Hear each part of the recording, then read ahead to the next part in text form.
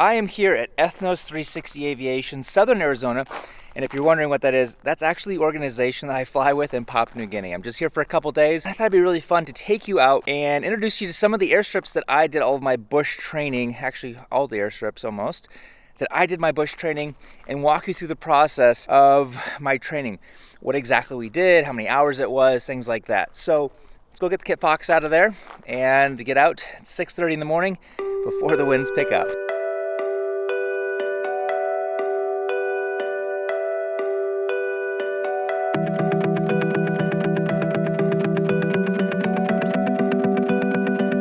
So here at this place, we've got 4 runways. Big long one, a 1,500 foot over there, and 1,000 foot over here. We'll start on the big runway. I'll just show you this box that we would fly in. 90 foot by 30 foot wide. Learn how to touch down in there, and then we move on to the other ones. All right, so there is 4 runways here at the Ethnos Air. Got 2 big long ones, and then a 1,500 foot and a 1,000 foot. My training, I'm just letting this thing warm up. I got like 4 more degrees. In my training, we did about 40 hours here. We started out in the long runways, and we worked on landing in that box I was just telling you about. It's a painted box, 90 feet long by 30 feet wide, and we were flying the 206, and I think approach speeds were probably, I'm thinking, if I remember correctly, around 60 to 62 knots, something like that. It had a Robinson stall kit on it, with like drooping ailerons and everything, so it could come in pretty slow. Probably around, we've got 5 knots already, 5 to 6 knots. I just checked on the thing, and so I'll probably be coming in at my slowest, my 53 knots, probably doing 3-point landings is what I'll be working on, just so I can hit the box. My wheel landings are not like amazing in this yet. Like, I can do them, but I'm not like as proficient at them as I am just doing a standard 3-point landing. All right, there we go, finally. It is almost 7 in the morning. I was hoping to beat any type of wind so that we can go out to 2 bush locations that I also flew at. Ethnos Air, Kit Fox 24 Kilo Bravo, departing runway 4 in the pattern work. Ethnos Air. Let's go.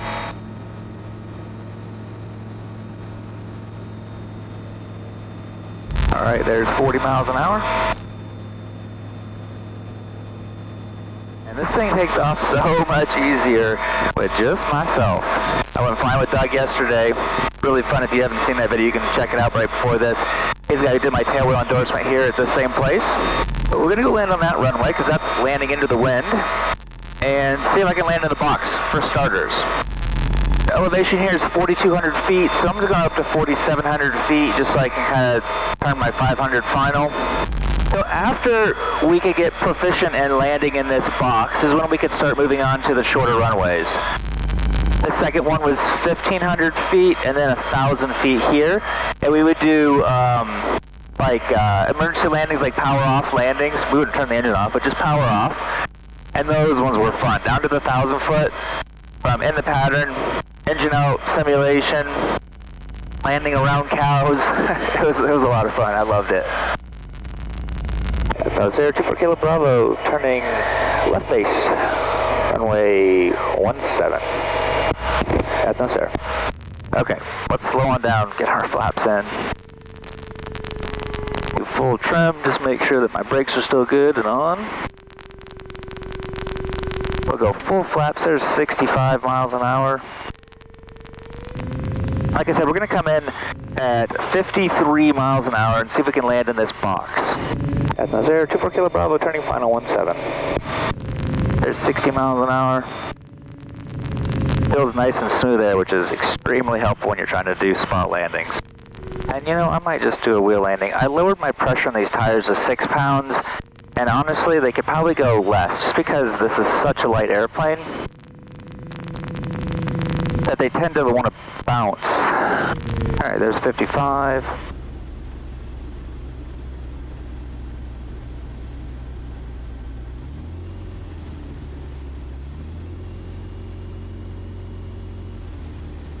There we go. That's what I mean, in the box. Let's go around and go land on this 1,000 foot. We're going to land the opposite opposite way because the winds are kind of coming sort of from the south today. So it's right off here to my left wing. And on this one, the box is basically the very first tires at the threshold, and then 90 feet in, there's another set of tires, white tires. That is the 90-foot box. So that's what we're going to shoot for on this one as well. Here's the 1,500 foot right below me, or 1,400 feet. I think it's 14, but just for reference. And the 206, it take about half the runway to land and stop. There's 60 miles an hour. Feel like a little bit high. Yeah, I'm a little bit high. But this smaller runway, because it's so skinny, it actually gives the illusion that you are higher than what you actually are, but I am still high. A little bit fast.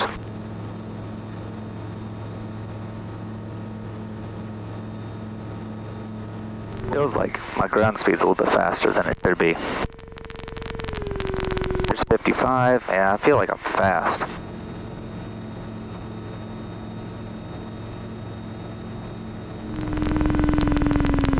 A little bit past. Alright, let's go around. Alright, so that's 1,000 foot, okay? Just so I'm not buzzing all these guys over their houses, I'm going to make a right-hand turn out of here. And the 1,500 foot, well, that's just like the 1,000 foot.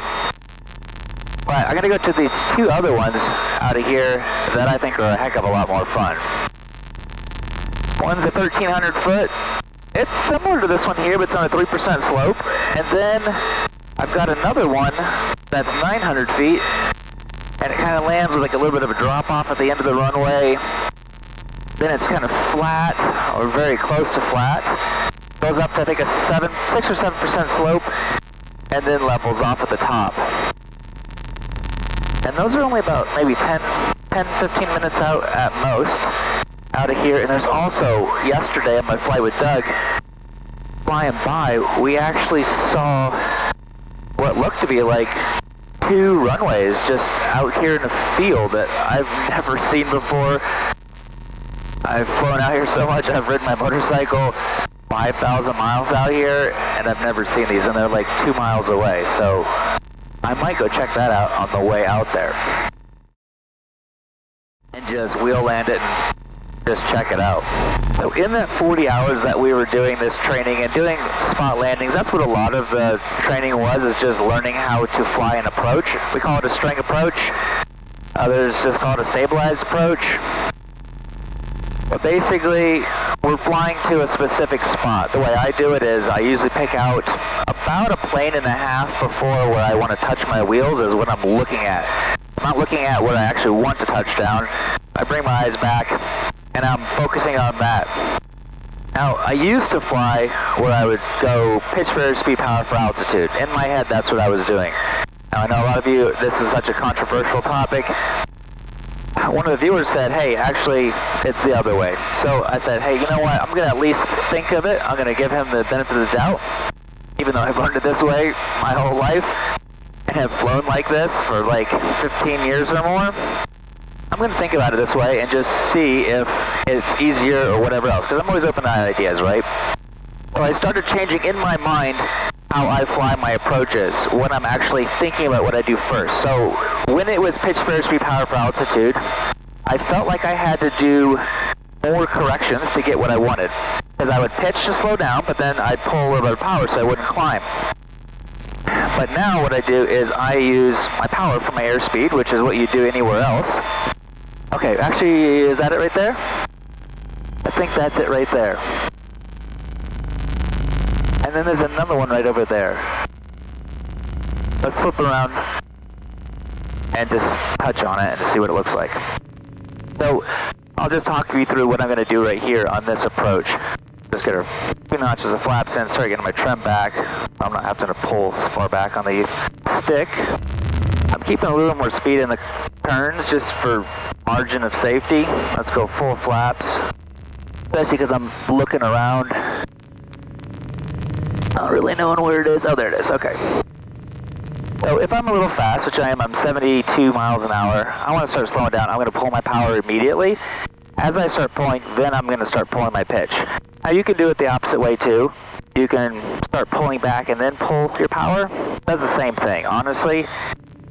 But I feel that if you pull your power and use that for your airspeed adjustment on your approach and you're just looking at a spot, keeping that the same, you can use your pitch to kind of bring your sight picture up, but then hey, your speed's obviously going to drop down. Yeah, a little bit of power.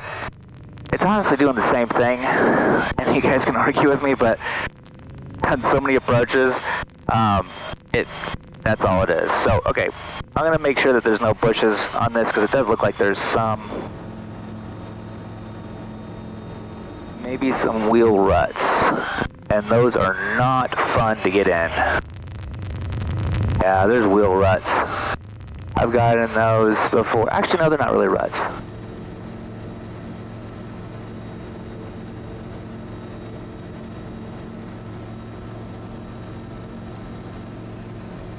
My brakes.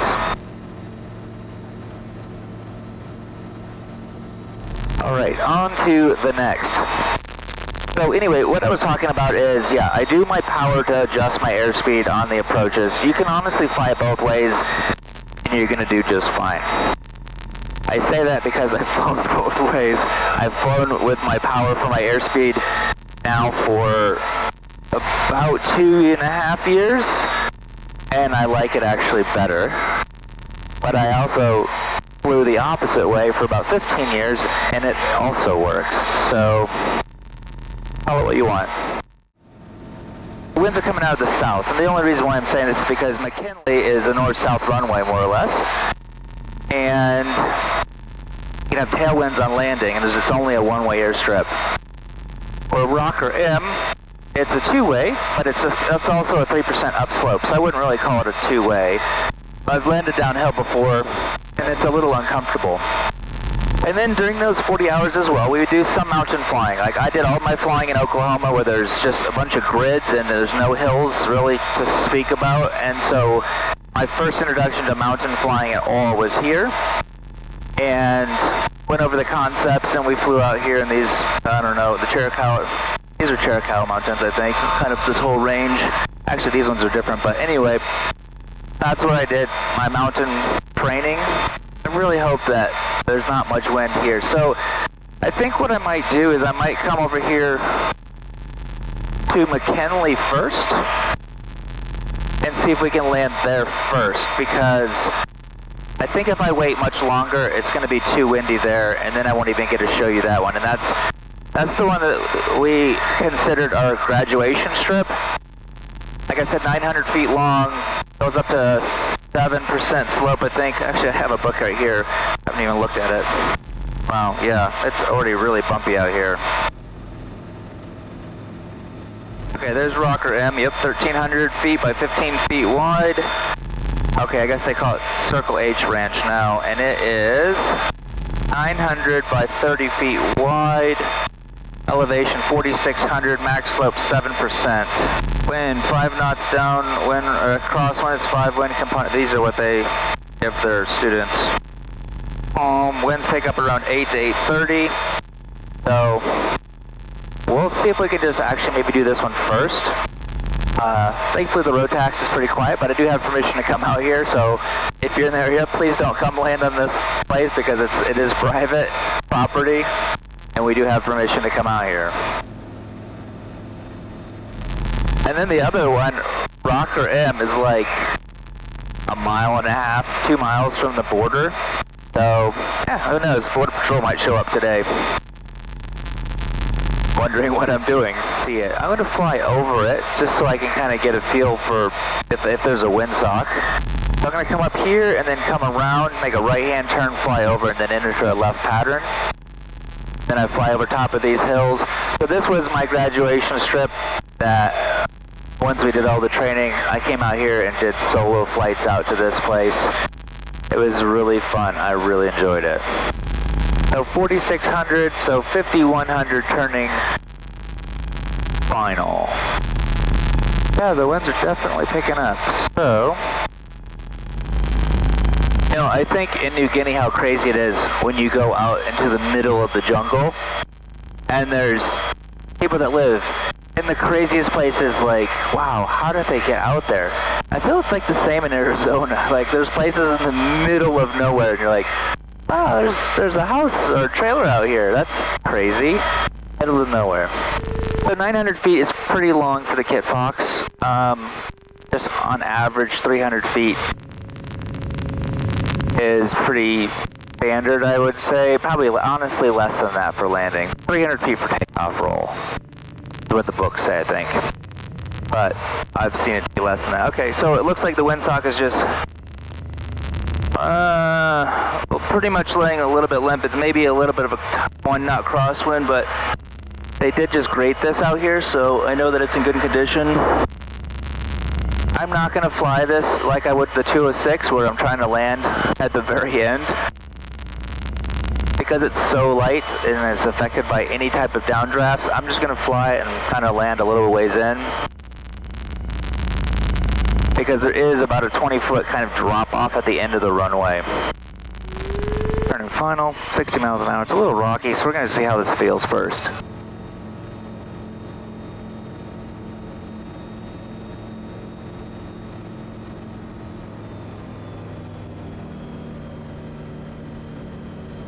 I'm just not feeling this one right here. I'm feeling a little bit fast and a little bit high, so we're just going to go around right now. Kind of get a feel for if I do have to go around, because this is basically just a one-way airstrip that has a committed area where you do have to say, I'm committed. I'm going to go out a little bit further this time and just get a better feel for it. It has been 10 years since I've been here, so coming into the wind this way, see I'm indicating 75 miles an hour and it's 65 knots on here, where it was 65 knots going 60 that way, so it feels like I've got a tailwind coming in. So I might or might not land. There's no sake of landing for a video's sake. If I've got like a 10 or 12 knot tailwind, I don't think it's that strong today, but little bitty tailwinds push this thing along pretty good. Right, we're at full flaps.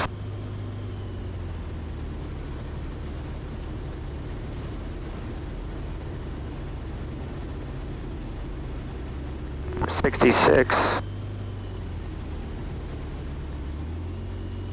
Alright, we're coming up to committed. That's feeling good.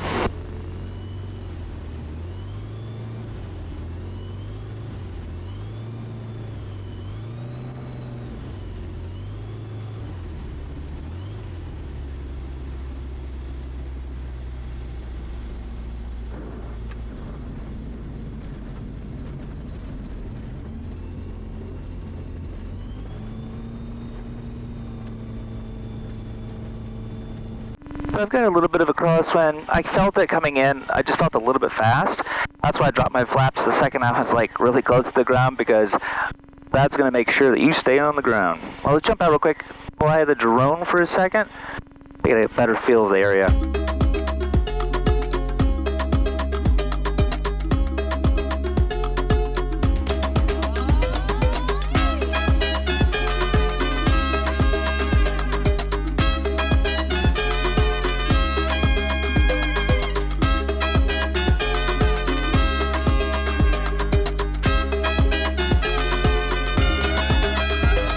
Well, I would walk down the runway and walk you around. There's really not that much to see here, but I've already got like at least, I can feel it, 6 to 7 knots crosswind.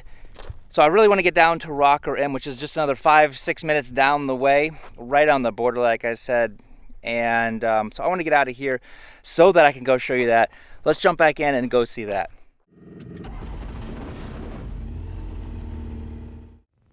There's a little cement pad right here, so you don't get as many rocks pulled up into your prop. I'll do another run up. I always feel like it's really good to do run up, even if you just shut down and everything's running perfect. And something that takes all of about 15 seconds to do, just do it. Might save your life. Big wag on. All right, well, we're ready to go. Do one last flow. Everything is flipped on. We're good to go. All right, here we go. We'll get airspeed alive just shortly after this hill, but once we're down on the hill, we can maybe stop, but really the only reason I would stop is if a person was running out, so let's go.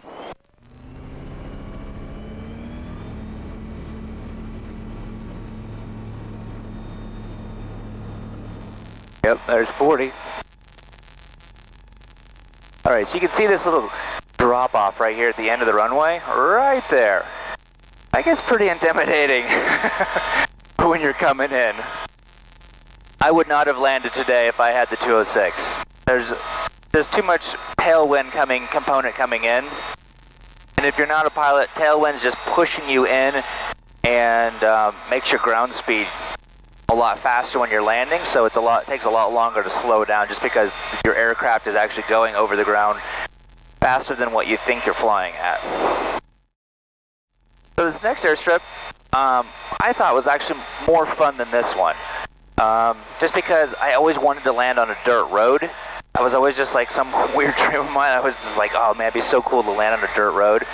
And that's about kind of what this is. It's 15 feet wide, so in a 206, yeah, this is really bumpy right here. So the winds are probably just hitting all these mountains here and just giving me some swirls. So we will see how it is over here. It is a east-west runway. It was pretty difficult to find yesterday, so hopefully I can find it. I have an idea where it is now. But it's only 15 feet wide, so in the 206, I mean, you had like 2.5, 3 feet maximum on either side of your tire at most. It was, yeah, it was pretty tight, but it was a lot of fun. And that was, I think, my very first sloped runway ever. I mean, 3%, which is what Kodiak is in Papua New Guinea, so not that crazy. But yeah, definitely winds are rocking me around more than I thought they would be at 7 a.m. I'm flying back to Kingman tomorrow. Probably won't shoot a video because it's like a 3.5-hour flight. It's just boring. But I think I'm going to leave at like 6 in the morning so I can enjoy my flight. I don't know if you can see it ahead. There is the wall into Mexico, which is pretty crazy because 5 years ago when I was here, there was not a wall there. It was just railroad ties stuck in the ground. Alright, it was more over here. Yesterday we flew all on this area looking for it. So if the winds are coming this way, which is great for landing up the hill, which is the way I need to, but there might be sinkers because the winds are hitting all these mountains over here and swirling around going down. So I'm going to fly, first off, I'll probably just fly a quick low approach, get a good feel for it, what the winds are doing before I commit myself, and then we'll land, because I haven't landed at this place in 10 years either. Not that it's like crazy difficult, but I don't know. It's better to be wise and just do a low pass and see what it's like first. Yeah, I think I'm definitely going to be getting out of here at 6 in the morning tomorrow, because then I can enjoy my flight. Last time I left at like 9:30 or 9:45 from Kingman, and it was just an absolute miserable last 2 hours of the flight. Make sure my transponder's on so I don't think I'm doing anything sketchy out here, because we are going to only be like 1.5 miles to 2 miles from the border, landing on some little dirt airstrip in a tiny little airplane. Considering there are allegedly lots of drugs that go through this area in these mountains, that might look a little bit sus. It was right by a wash, so this is the wash. It's on the east, or the west side of the wash, and it is 4,050, so 4,500. I'm at 4,600. I'll just remain here. Yesterday it was like couldn't see it until I was right over top of it, and then I was like, oh wait, there it is right there. Alright, you can probably see the fence now down into Mexico, so yep, definitely getting close. But where is it? Oh wait, it's right there. See what I mean? I'm like a 1/4 mile from it, and I just now saw it. So yeah, we're like not very far from Mexico. So this one typically has left crosswind in it. I don't know why, but it does.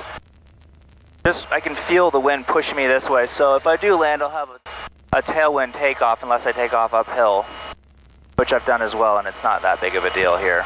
But again, it's only 3%.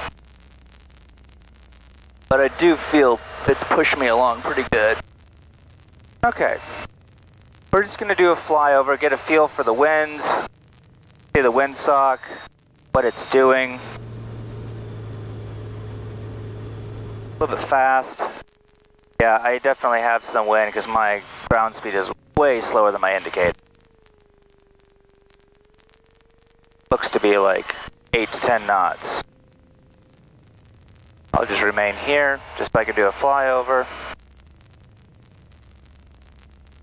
But yep, I've got about 8 to 10 knots according to the windsock. So if I do take off, I'll probably take off uphill, kind of bouncing around. Not terrible. I mean, it's like the winds didn't feel like too gusty. We'll just go to 2 notches. Oh, there's some horses down there. That's cool.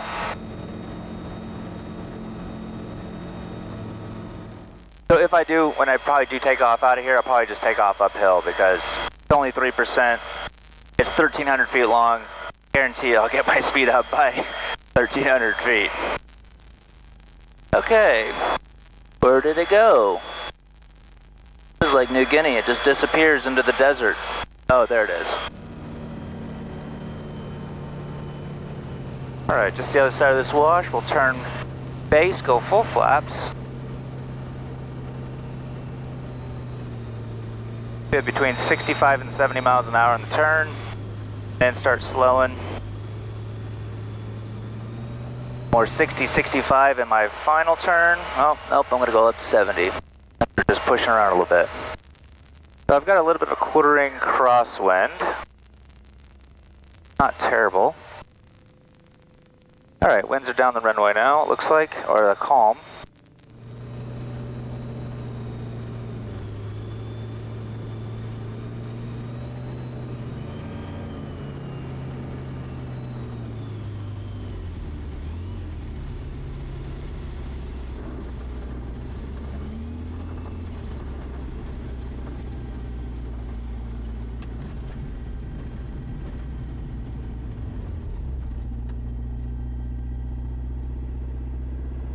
All right, let's shut down.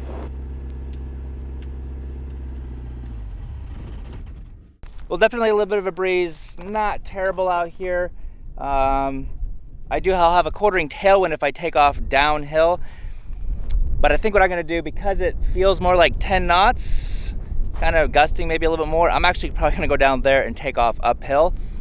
It'll take a little while to get my airspeed, but it'll probably be just a little bit more of a stabilized kind of takeoff just because I'm going into the wind rather than going down with a quartering tailwind.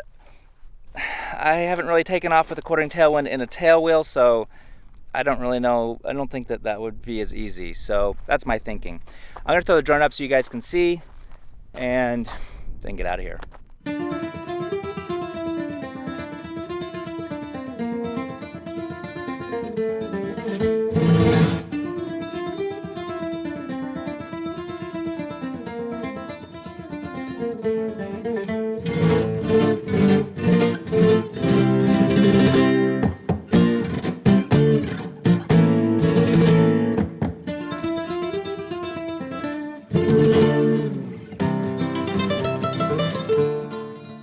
Well, I don't see any border patrol here coming my way. No dust clouds yet, so that's a good sign.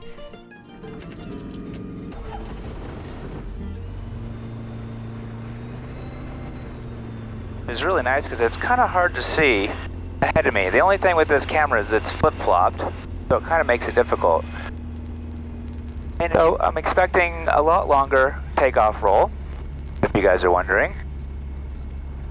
But taking off with a quartering tailwind, my thinking is, just because it's 10 knots or so, is that it's going to be a lot harder to maintain centerline control. And as you can see, I don't have a whole lot of margin on either side.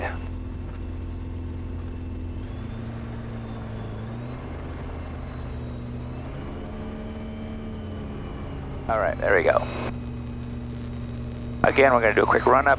Hate doing it on rocks, but 2 flaps, trim set up.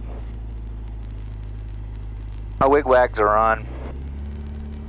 we're good to go. If I'm not really airspeed alive and climbing by the windsock, I'll just go ahead and remain on the runway and abort.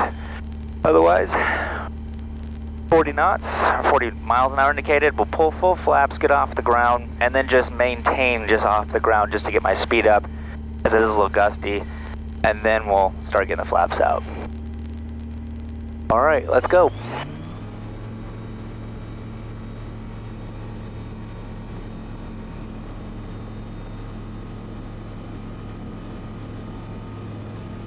All right, there we go.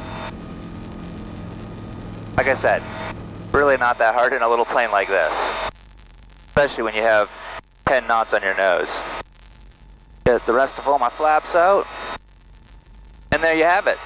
Those are the strips that I did my training on to become a bush pilot for Papua New Guinea here in southern Arizona.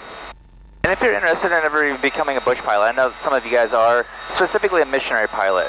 Like, a lot of people ask me, and I want to become a bush pilot, how you do the things you do.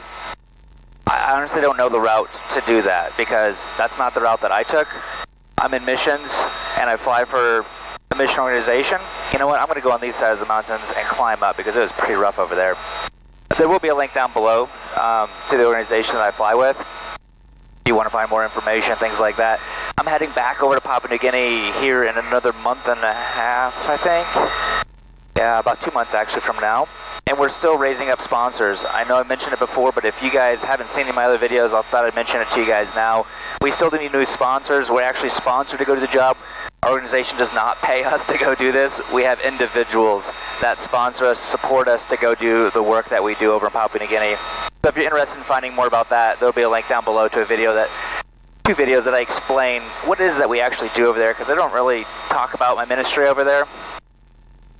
Because I want this to be an aviation channel. That's why I started it, and that's who you guys are, people that are just interested in aviation. But I know some of you are interested in missions as well, so I'll give you the opportunity to check out exactly what it is that we do.